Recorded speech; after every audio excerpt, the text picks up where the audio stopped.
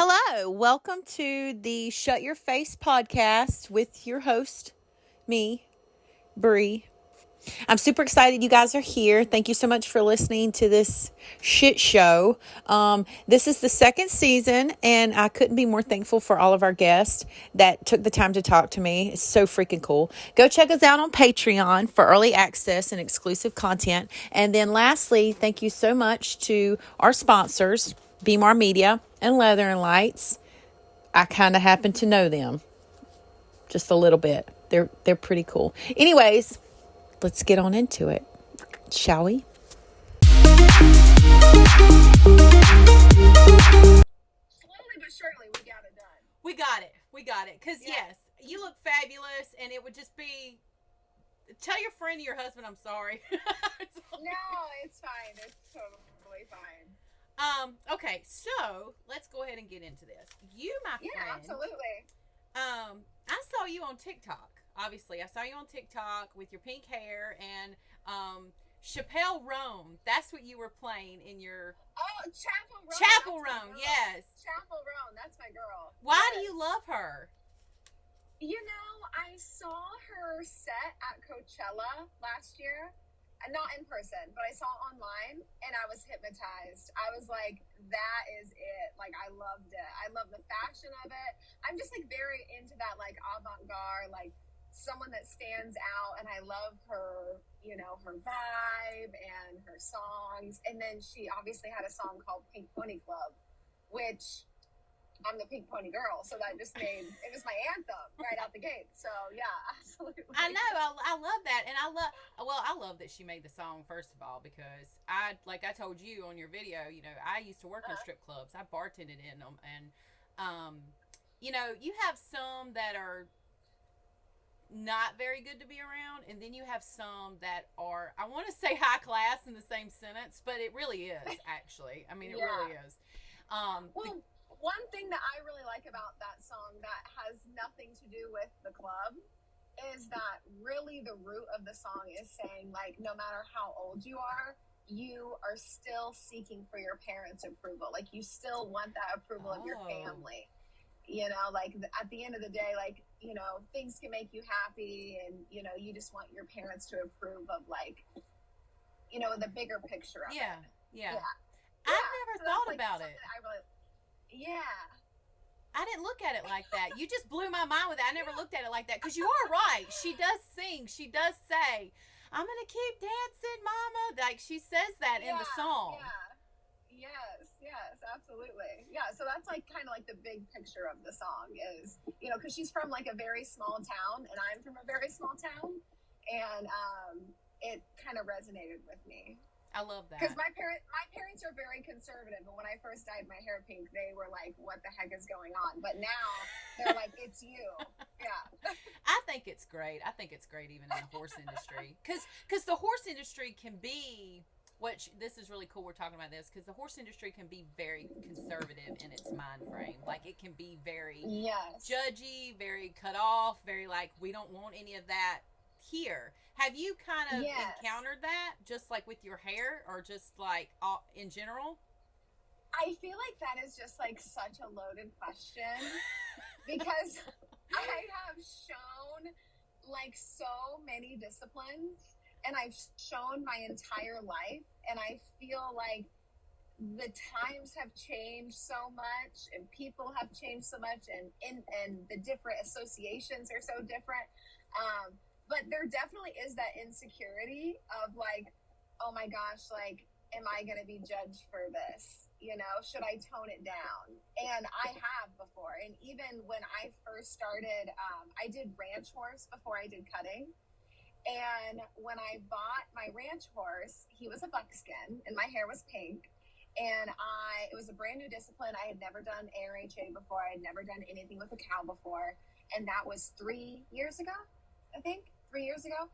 And I actually bleached my hair to oblivion, and I made it match him. And so I had blonde hair, and then I put black streaks in it to match his coat because I was a little nervous about showing up with pink hair. Yeah. And I thought that I would be judged for it. that lasted about 5 weeks. And then I dyed my hair pink again. I was like, you know what, screw it, this is not me. So I dyed my hair pink, and I was back to my roots. But yeah, there is that insecurity for sure. People can be judgmental, but I've learned to just like let it roll off my back.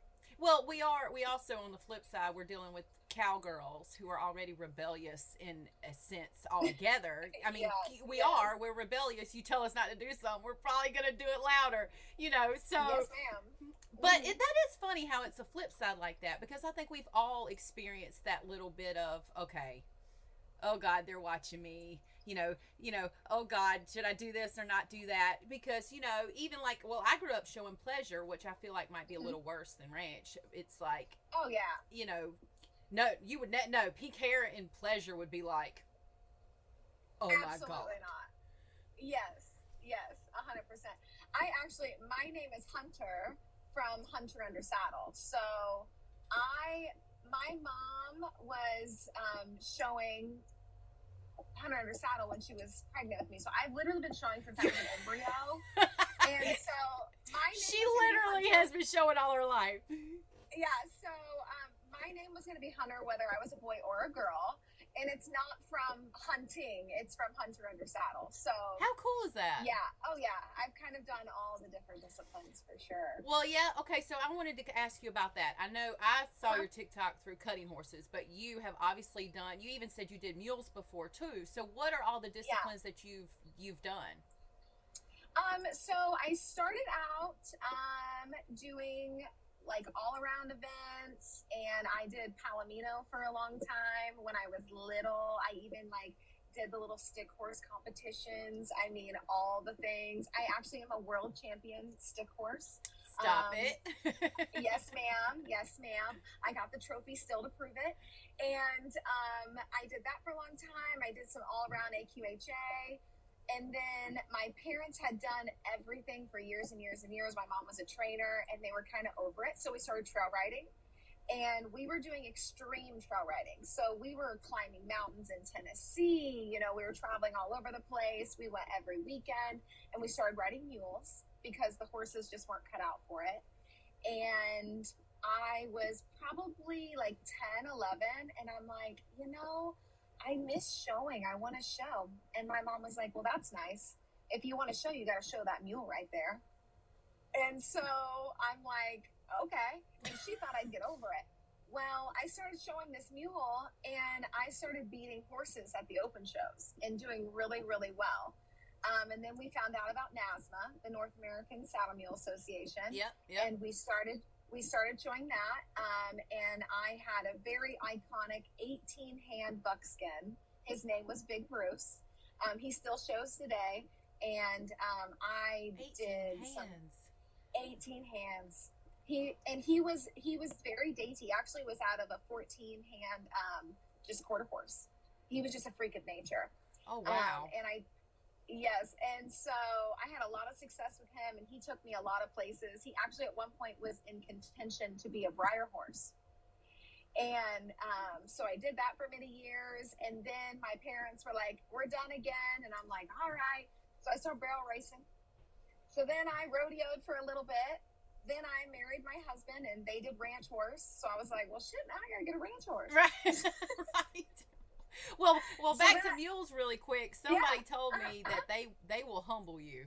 She specifically said, Tabitha, actually, I'll never forget it. She goes, yeah, you think horses, the mules will humble you in a quick minute. But they're smart. They're really smart. A lot of people don't give them enough credit. Oh, no.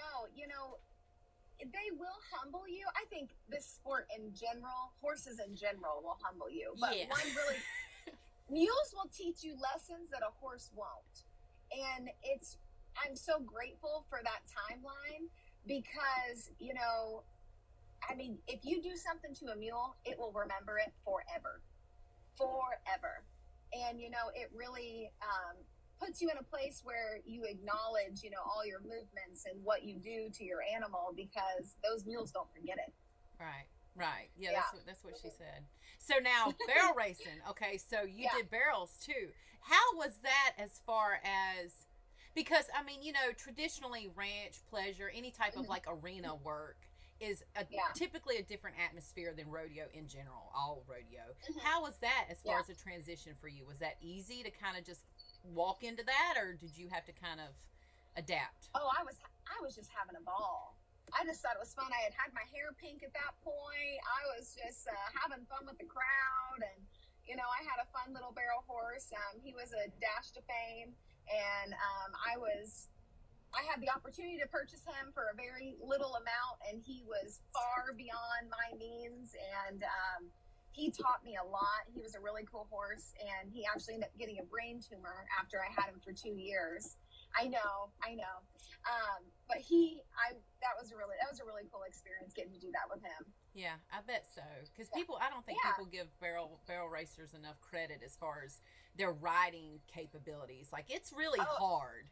it was totally different. Totally different. Yeah. But I always grew up doing all around events, and a lot of the different little things I would do, like 4-H or what have yous.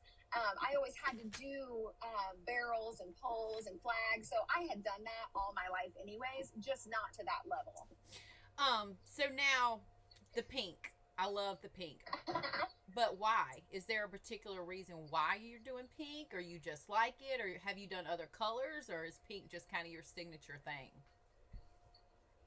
So I actually own a hair salon, and so it's just natural for me to like try different styles. Pink is one color that I have done throughout the years, and in 2017 I dyed my hair pink, and I have not gone back.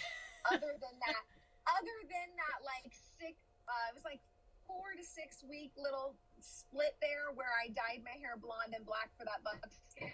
Other than that, my hair it's just who I am. I mean, this is natural at this point. Like, it's growing out my head. Like, it's just natural. I love it. It looks good. There's a girl on TikTok that I follow that dyes her hair pink, and she does blue too.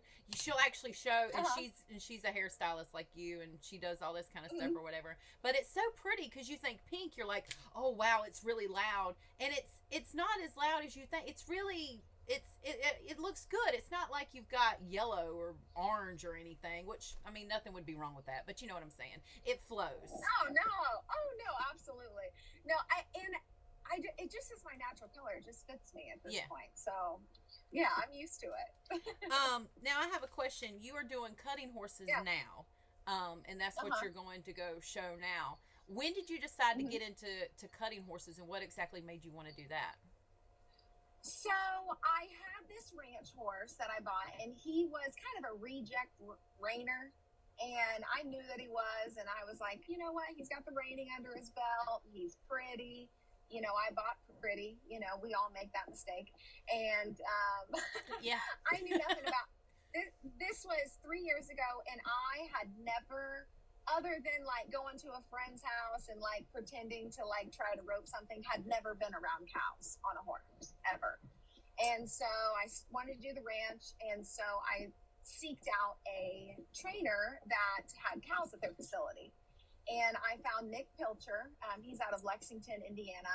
And I brought my horse to him, and I was like, hey, will you help me with this? I'm doing ranch horse. Will you just like teach me stuff so I can do boxing, nothing too special, what have you. And so I had that horse for almost a year. And Nick just kept telling me and putting me on other horses, like, this is what a horse is supposed to feel like on a cow. And I'm like, I don't want a cutting horse. You're just supposed to be riding my horse. Well, next thing you know, this beautiful blue roan walks in the barn. That's all she wrote. I literally was like, I saw that horse and I said, what is that? That needs to be mine.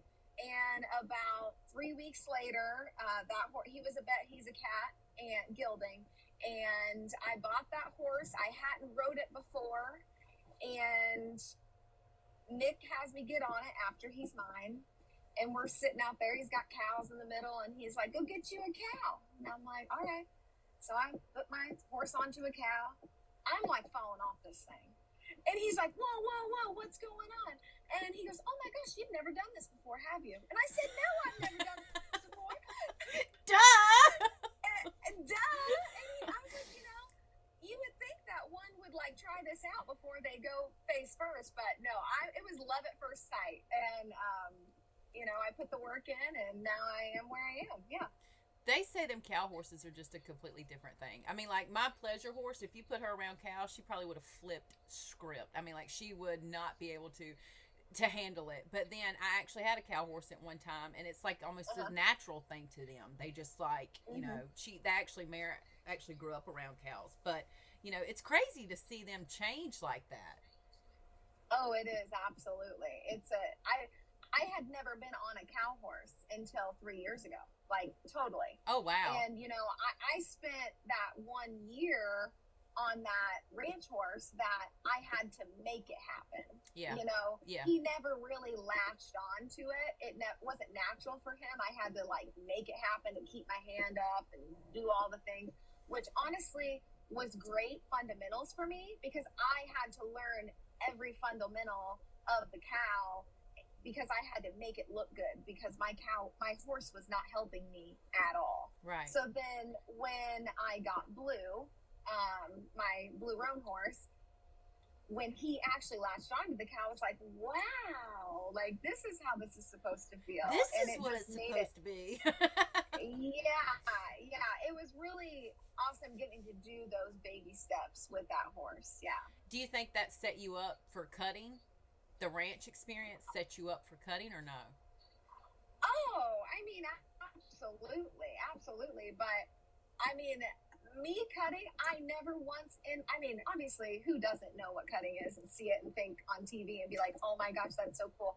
I never in my wildest dreams thought that I would be cutting. Like, I never intended to be here at all, and I will never leave. I love it so much. It is my absolute favorite sport, and have done so many different disciplines, AQHA, and I've done the Palomino Association, I've done the Mule Association, I've done the barrels, all those things.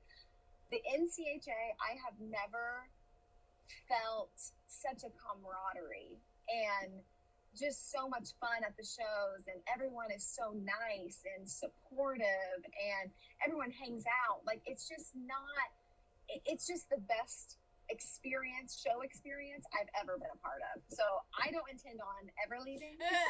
So, yeah, it's addicting. Well, that's good. I mean, that's how it should be. You would hope all of them would be that way. That's how it should be. Yeah. I mean, Yeah. Of course. Absolutely. It absolutely should be. Yeah, it should be. But then again, you have bad apples in every bunch, in every industry, and anything that you do, it's going to make it bad. Yeah. So back to kind of you growing up around horses, literally you were born riding one. What did your parents and stuff ever do cutting back then, or no? Oh, no, never. No, they've still never.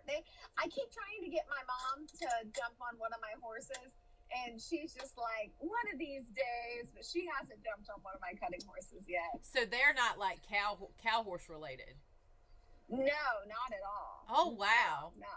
So they actually, they trail ride right now. They don't show anymore.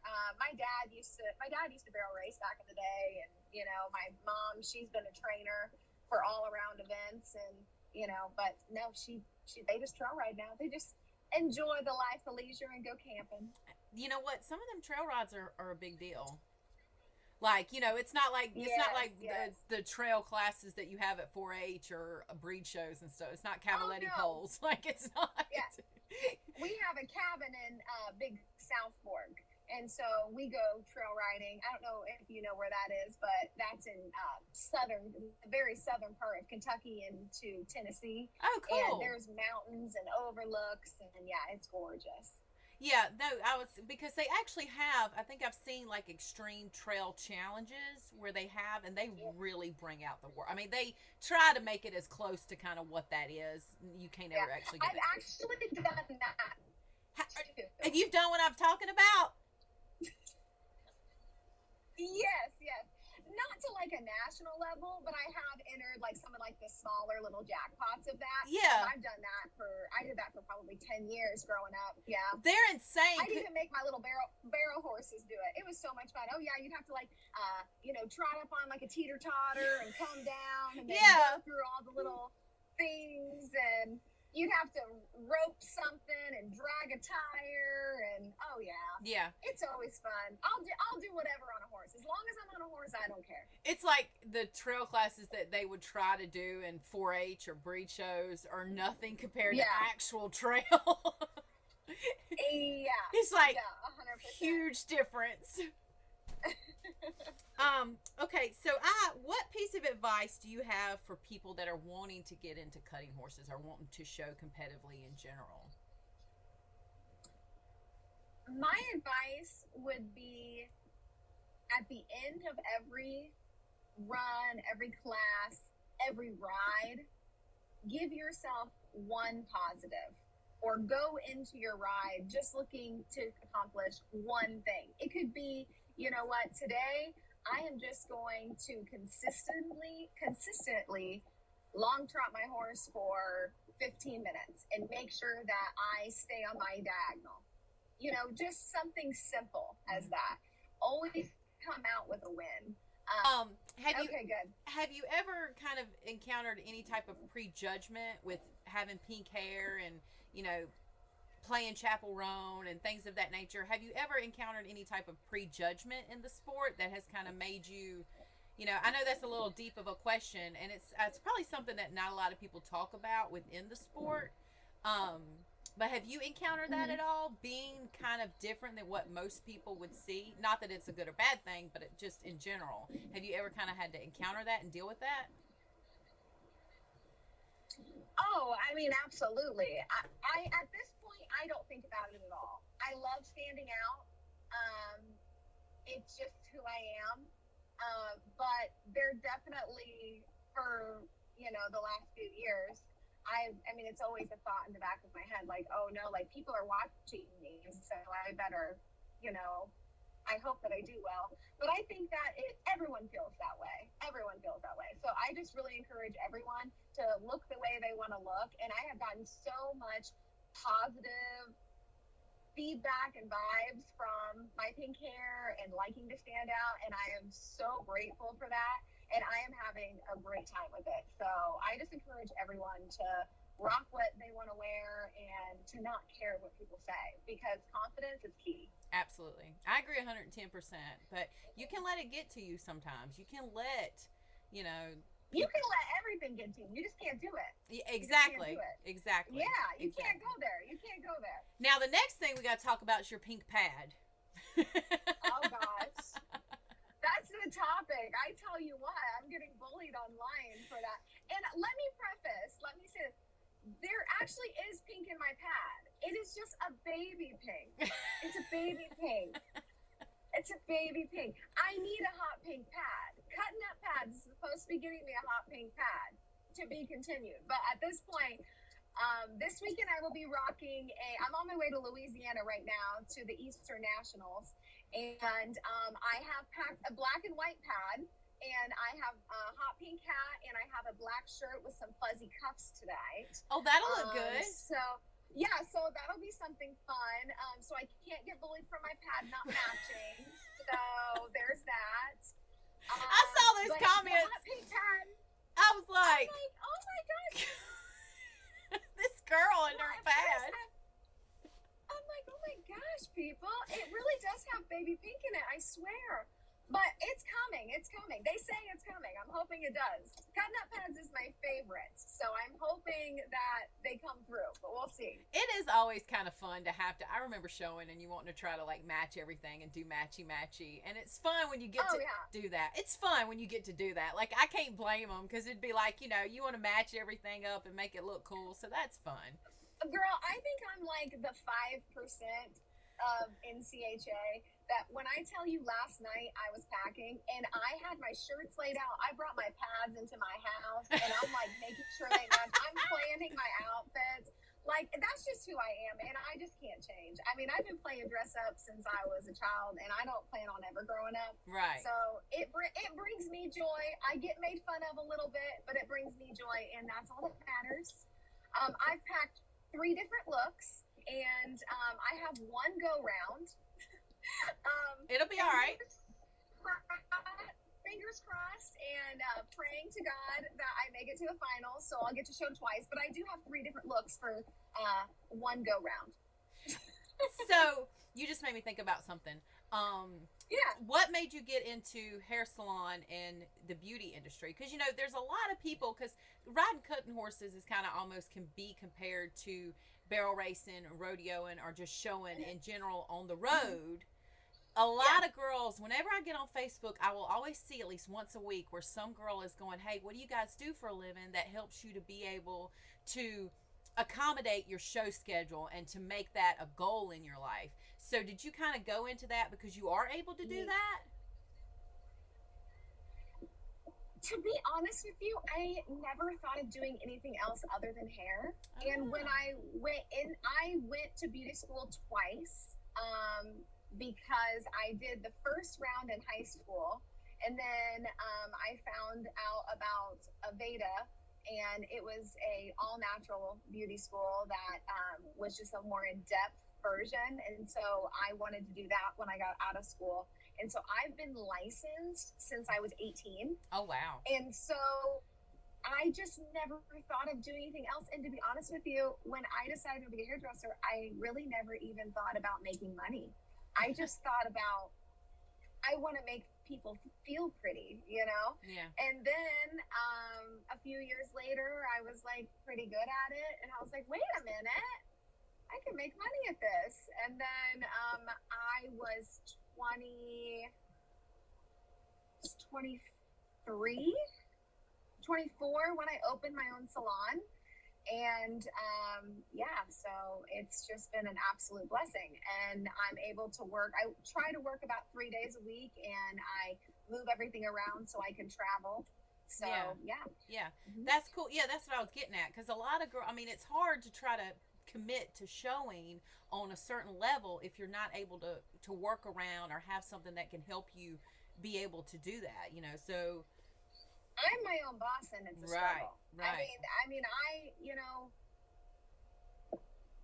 A lot of people in this industry have endless money. Cutting horses ain't cheap. No,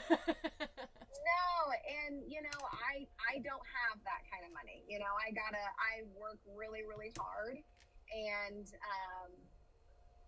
it works out me being able to make my own schedule. But even being able to make my own schedule, it's cutthroat.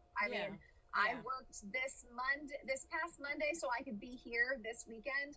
I was at the salon until almost 1 a.m.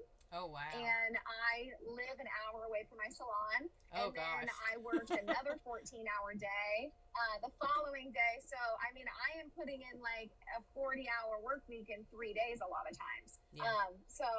It's hard work, but it is totally worth it. And I'm a workaholic, and I don't sleep, and I'm just on to the next one. Yeah, no, I totally get it. I'd rather be working and making something and doing something than to not. I don't understand the mentality of not.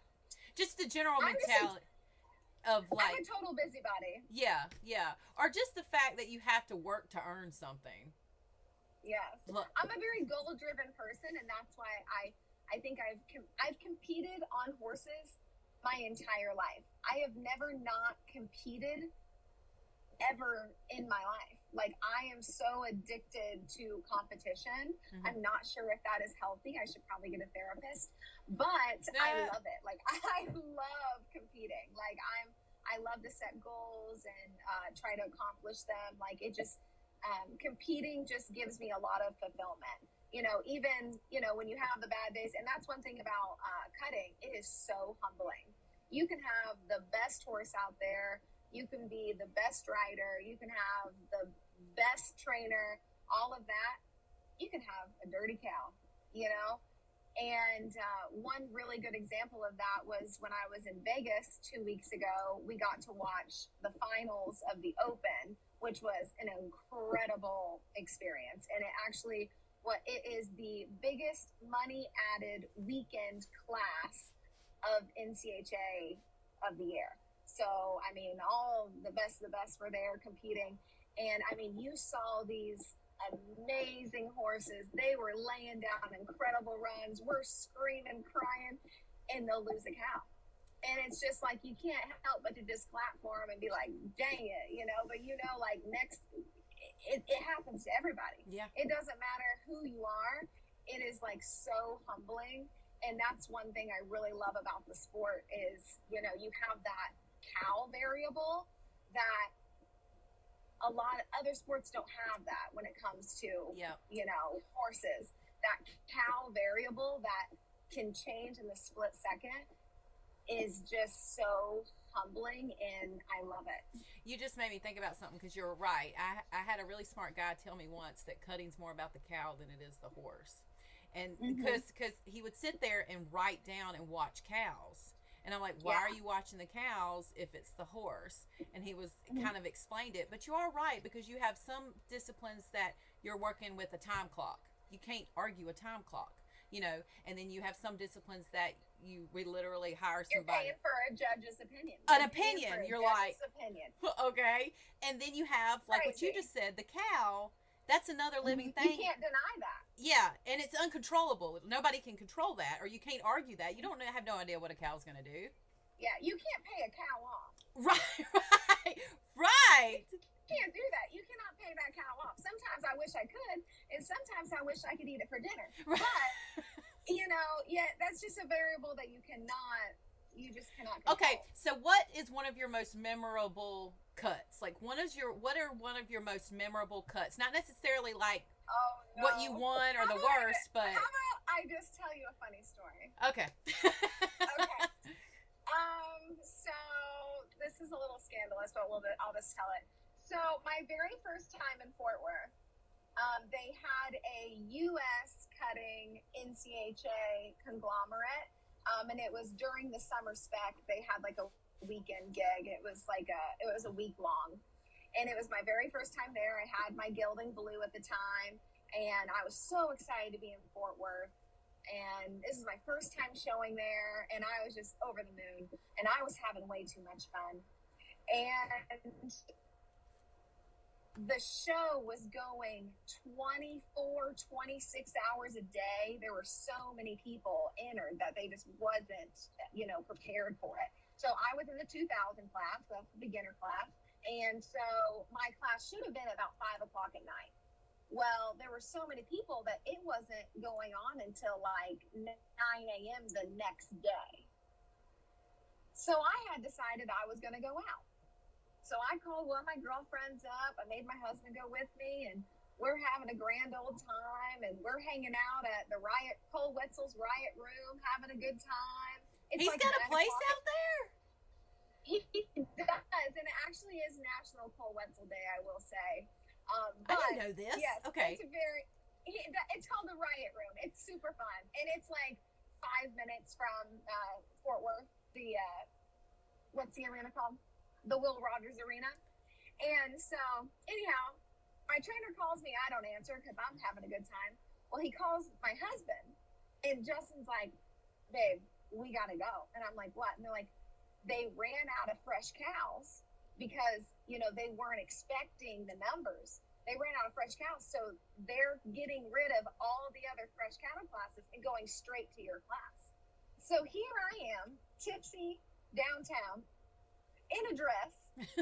There was a concert going on at Dickies, so we couldn't get in. We had to run, change my clothes. We're running in there, going so fast, trying to get there just to make my class. So I walk in, and luckily my trainer had the lopers getting my horse ready. My horse didn't have my tack on there, had somebody else's tack on there, everything. Get on my horse, and I'm trotting my horse around. I am giggling. I have people from the bar that followed me. They're like, "There's no way this girl's about to show her horse at Will Rogers Arena." Well, I did. And so they're all watching me, and I'm giggling just like there is no way this is happening. So then I go in there, and would you believe I won my class? You should drink every time. Oh my gosh. And my trainer, and so, everybody's screaming because they're all like, the crowd's drunk, the group that came with me, they're like, "Whoa!" They have no idea what they're looking at. And so I'm like, yeah. And so I come out of there, and my trainer is just like, good job, but never again. And I'm like, I know, I'm sorry. I would have never dreamed that was going to happen. But that was a very lasting memory, to say the least. He should have said, do it again. Do it again. I mean, that just goes to show sometimes you get in your head too much, you know? I was just having a good time, and that's what it's about. And I forget about that sometimes. You are, oh my God, we talked about this before. If you get in your head, you could mess up something so much good. I mean, like, because the horse feels so much. And people, they discredit that. They think that they don't feel it when they really do. And you could just screw it all up if you're not thinking. And then drinking or taking a shot sometimes will just kind of ease you up a little bit, and you'll be all right. Yes, ma'am. Yes, ma'am. So you're going now to Louisiana, and this is going to be the finals. So I'm headed to West Monroe, and this is the Eastern Nationals. So it's the top 30 of every circuit is invited to compete. And cool. Congrats. Yes. Thank you. And so there is a first go round, and I believe there's about 50 in my class. And then wait, hold on. Is the dog pink? Yeah, my dog is pink. Oh my God! Stop it! And the tail. Is this the tail? Oh, yeah. Where? Oh wait, no, there's another one. Here. That's another dog. There's another dog. Oh my God, your dog is pink. That's so awesome. Yeah, that's Monster and Dracula. I love that. I just want to kiss its face. Oh my God, that's hilarious. Yes. Hey, they wanted to be a part of it. They got up. My pets are like kids. So that's something I love that. I freaking love that to death. Now that was your most memorable cut. What's one of the scariest things that you've ever encountered with horses? Well, I'll tell you a little secret that I have not let out into the internet yet. And oh gosh. I'm hoping that this video does not ever surface. So I have a mare now because my Blue got hurt, and he was very, very near and dear to my heart. And at the Quarter Horse Congress this past October was my first show on my new mare. And my first time out with her, I fell off her in the pen. Oh, yes, gosh. it was horrible. I had this gorgeous Louis Vuitton saddle, and that whole afternoon, everyone was telling me, how are you going to ride in this saddle? This saddle's too slick. Like, because my mare is a big step up for my gelding, and they're like, I don't think you're going to be able to stay on her in this saddle. And I'm like, well, I rode Blue in this saddle. They're like, I don't know. Like, this horse is a lot more than what you had. And I'm like, well, this is my saddle. This is what I've always shown in. It'll be fine. Well, then finally, I was like, just take it off. Put a different saddle on. If you think it's too slick, put a different saddle on. And they're like, we don't have enough time. Let's just get through this run. And then after this, we're selling the saddle, getting you a new one. I'm like, all right. Would you believe I went out there? And I slipped right off that saddle. Oh my gosh. Yep. That was October. And so do we still have the saddle? Oh, hell no, girl. I never rode that thing again. I never rode that thing one time. It was gorgeous. Yeah. It was an absolutely gorgeous saddle, but it was slick, and it just, yeah. So. Did you have to have it custom made with that leather on it? Oh, yeah. Yeah, I didn't think LV made saddles. No, it wasn't. I won't even get into what brand it was because they did a wonderful job. But yeah. I did switch to a rough out, and it has made a huge difference. And also, like I said, this is a very humbling sport. Yeah. And and I've been learning. You know, I went from falling off of her in October. I did well with her in November. Yeah.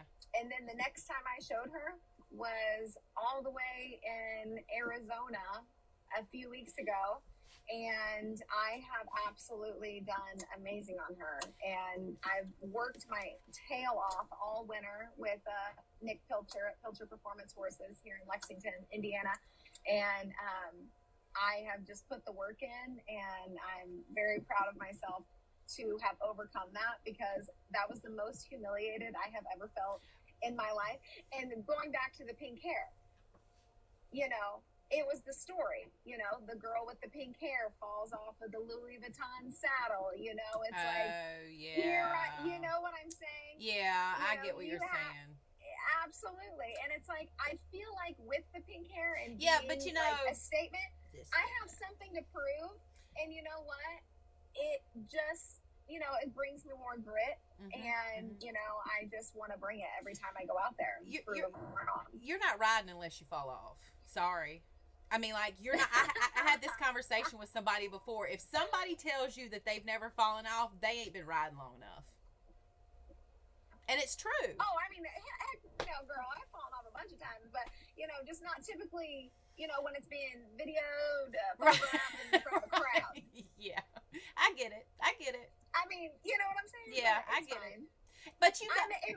what doesn't kill you make you stronger. I died a little that day, but I'm you know, I'm on my way to the next show. Yeah, you gotta get back on. That's what I was fixing to say. It ain't like you let that stop you. You know, some people would let that stop them, but you didn't. You said, okay, well, we're just gonna keep going. You know, do what you got to do. Ma'am. So. Yes, ma'am. Yes, yes. That is what horses is kind of all about, really, because you know, it's if you go home and cry, you're not gonna get anywhere. I mean, I did cry,